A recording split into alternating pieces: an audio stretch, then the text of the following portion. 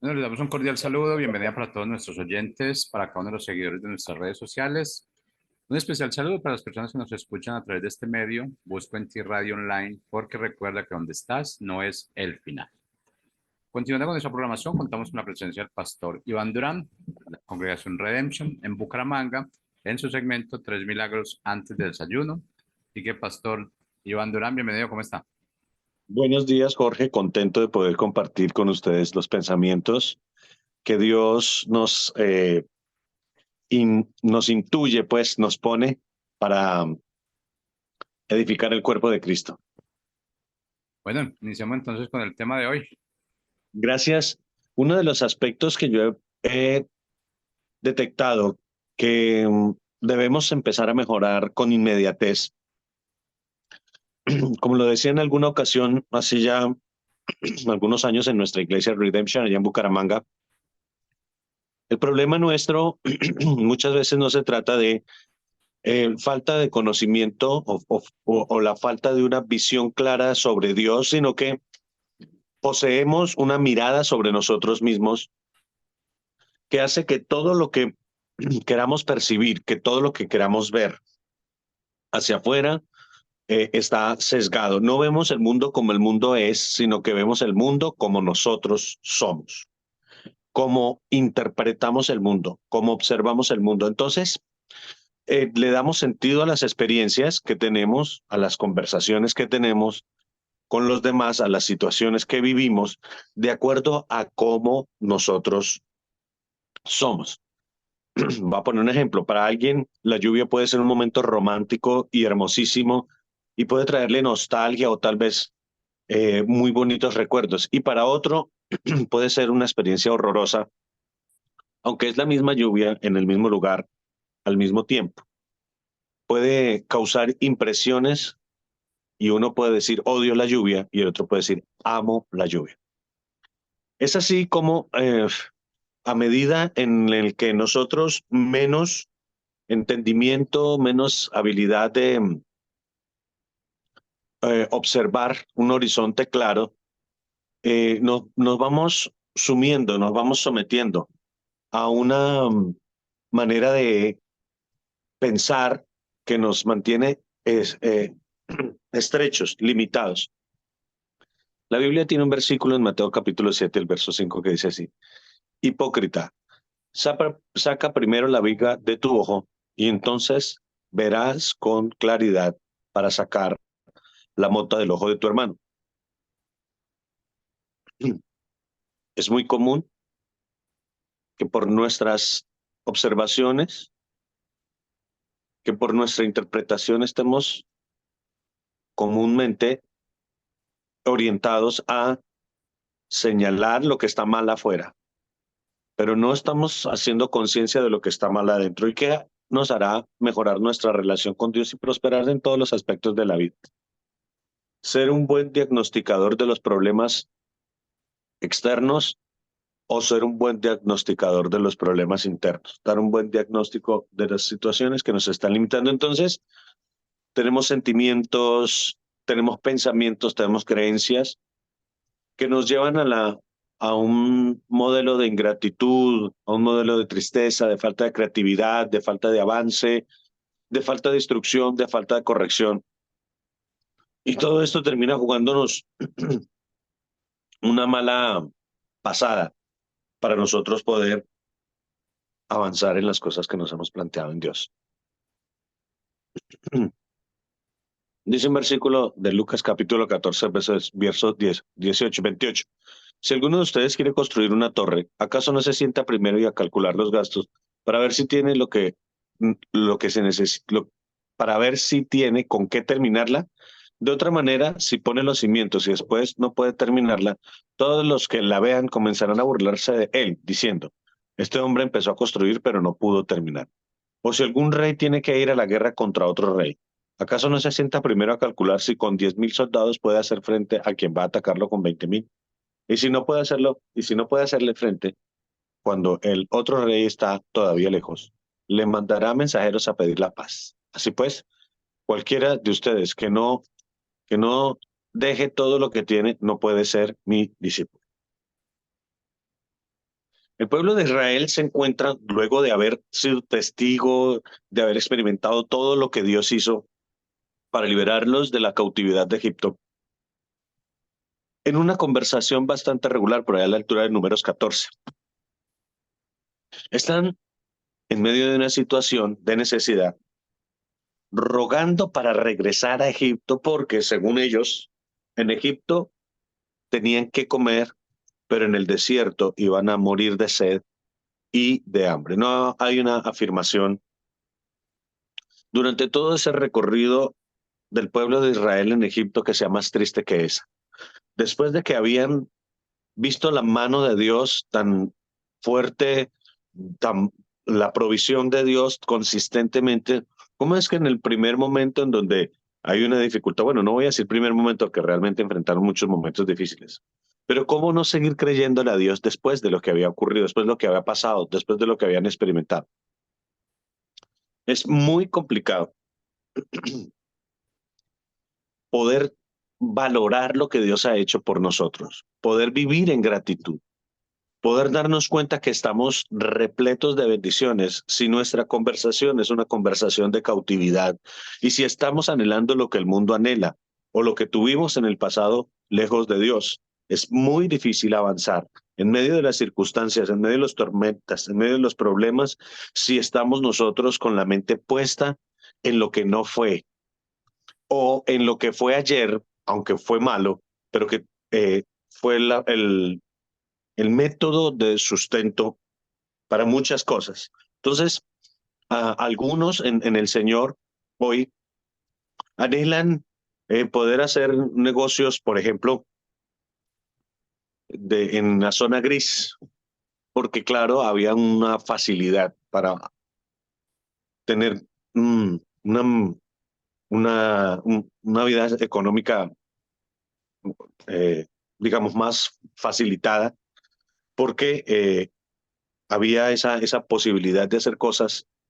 Y hoy en Dios nos vemos comprometidos a hacer las cosas de una manera distinta. Entonces la gente piensa y la gente está puesta muchas veces con su mirada en el pasado. Tiene una mente cautiva de principios de esclavitud. La gente todavía añora eh, esa mente de Egipto, todavía pone su mirada en el ayer, en el pasado, y no se está dando cuenta de los milagros del presente, no se está dando cuenta de lo que Dios está haciendo ahora por nosotros. Es el hecho de poner siempre la responsabilidad de las situaciones, es el hecho de poner siempre los resultados de mi propia vida en el ambiente, en el país, en eh, en lo que está fuera de mí, lo expurio. Entonces, la conversación debe cambiar. La conversación debe estar puesta primeramente sobre mí mismo para que yo pueda avanzar, para que yo pueda eh, permitirme mejorar mi vida. La primera persona a quien yo debo analizar es a mí mismo. Yo he dicho en varias ocasiones que el problema a veces sobre nuestra relación con Dios no es que no conozcamos a Dios, que ya es una cosa muy común, sino que no nos conocemos a nosotros mismos. Vemos a Dios como nos vemos a nosotros mismos. En la primera persona que está interpretando la realidad somos nosotros mismos. Y eso eh, nos impone un modelo. Entonces, ustedes han escuchado decir que los problemas que tenemos con los demás son los problemas que tenemos con nosotros mismos. Cuando la persona critica cierto aspecto constantemente del marido, de la esposa, del pastor, lo que muchas veces está denunciando, aunque no siempre, es que sobre sí mismo tiene un quebranto, sobre sí mismo tiene un modo de ver que le está llevando a esa crítica, la está empujando a ese señalamiento. Y nos perdemos la posibilidad más bien de limpiar, de aclarar, de liberar nuestro potencial. porque estamos atentos al potencial ajeno, atentos a las cosas que limitan a los demás, atentos a las cosas que hacen que los demás no alcancen las relaciones correctas. Nos llenamos de motivos y nos perdemos la, la oportunidad de estar nosotros renovando nuestra mente, renovando nuestras relaciones, viviendo agradecidos con Dios y pudiendo obtener como resultado de eso unas buenas, unos buenos frutos, unos buenos frutos. Entonces, el pueblo de Israel queda cautivo de una conversación en el desierto. Dios hizo maravillas, agua de la peña, eh, las aves, cuando quisieron carne, pudieron sacrificarlas y comerlas, el pan del maná en el desierto, pero aún así, ellos durante 40 años estuvieron con una mente cautiva, siempre una mente de esclavos. Toda una generación quedó, todavía están sus huesos ahí en el desierto enterrados, me imagino. En esa transición, aunque Dios les había prometido la tierra prometida, Dios les prometió la tierra prometida. Y se quedaron allí, en el desierto. Se quedaron allí cautivos, pero no porque estuvieran esclavizados, ya habían salido de Egipto, no había un enemigo que no los dejara salir y que los tuviera sometidos. Ahora era su mente, solamente su mente, porque Moisés y Josué se encargaron de llevar al pueblo hacia la libertad muy cerca de obtener y de llegar a la meta que se había planteado desde que salió de la tierra de Egipto.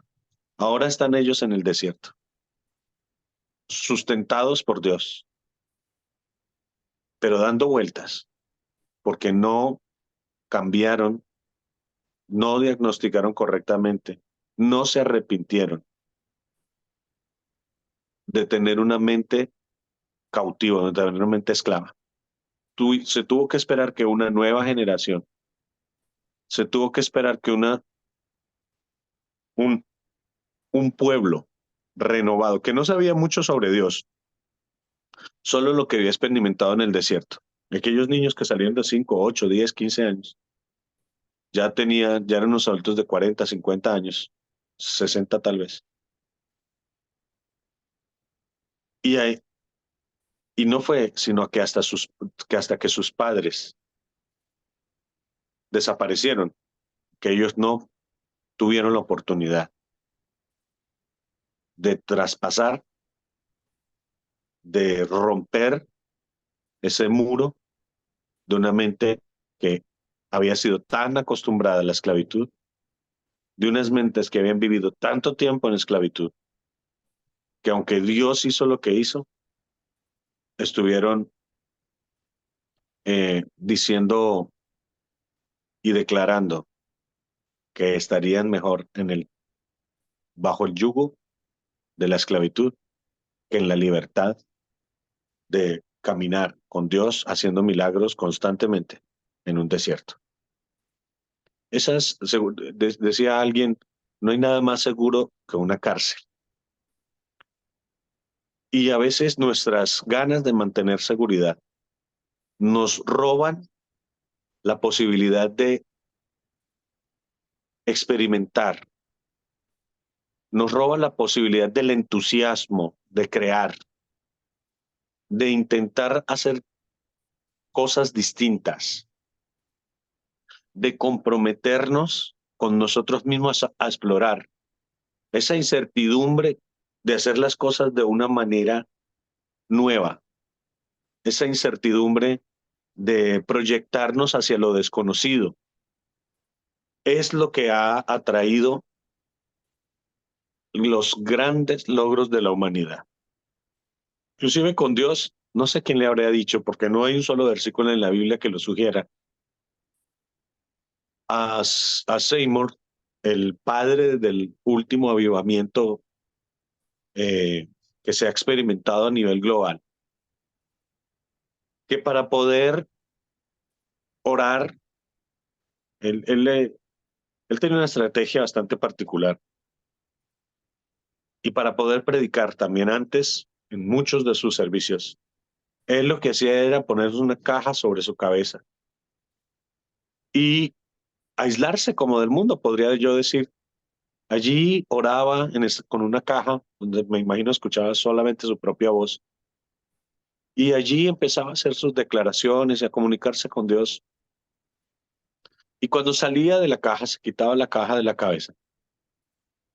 Grandes prodigios, grandes maravillas, grandes mensajes y un avivamiento se desarrolló por una costumbre, un hábito tan simple, que seguramente es solamente el secreto, digamos, de la caja era en sí poder concentrarse y poder profundizar en su tiempo de oración para escuchar a Dios. Hoy en día, pues por supuesto no nos vamos a poner todas cajas en la cabeza antes de llegar a la celebración de la iglesia o al amanecer, en nuestro tiempo de oración matutina, ¿no?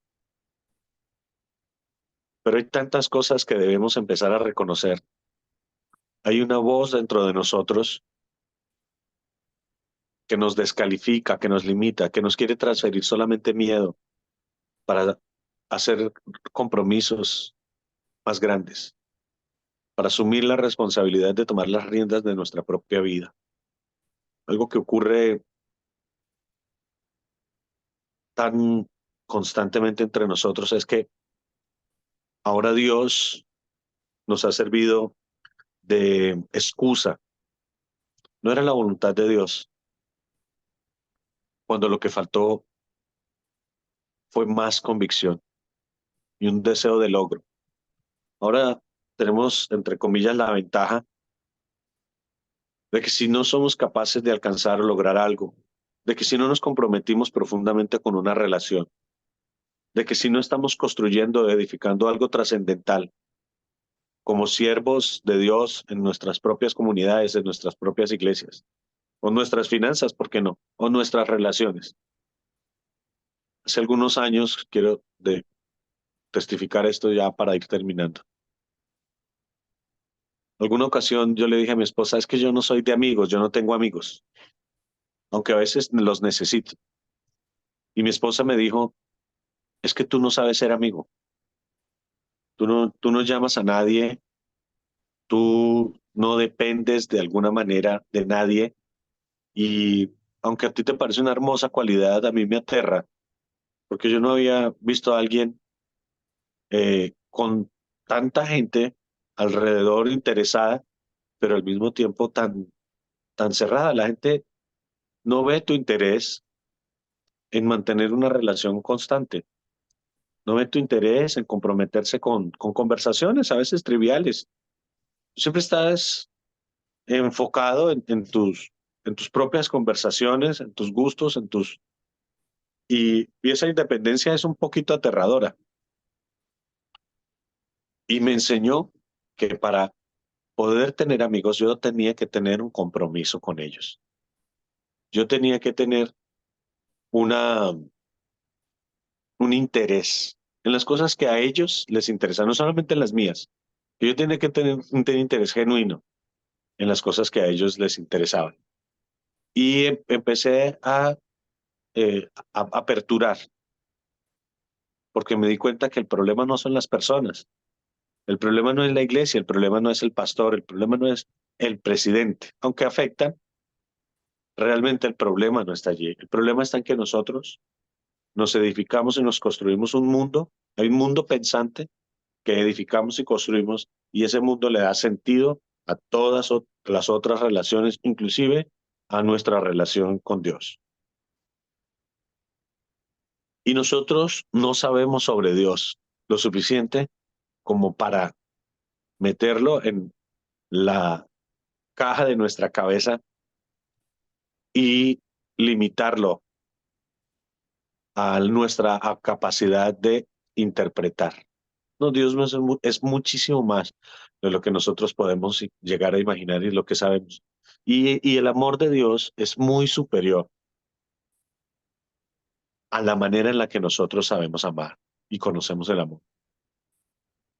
Por eso eh, antes de buscar afuera culpables, antes de justificar afuera las condiciones de nuestras vidas, hagamos esta reflexión que hizo el hijo pródigo en Lucas capítulo 15. Dice, volviendo en sí, dijo, mira todo el mundo, todo el desperdicio